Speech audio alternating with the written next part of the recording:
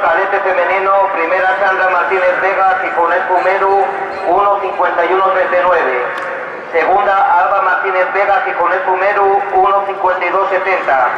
Tercera Paloma Garzón Ramos, Oviedo Atletismo, 1.56.20. Cuarta Ángela Cañal Calvo, Gijonet Pumeru, 1.57.80. Quinta Saray Pérez García, Gijonet Pumeru, 1.57.89.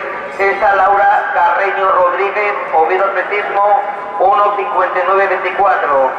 Segundo Pablo Fernández Suárez, Oviedo Atletismo, 1.34.20. Tercero Borja Alonso Alias, Gijonet Pumeru, 1.39.60. Cuarto David Porto Vergara, Estadio Gijón, 1.40.74. Resultados de peso femenino.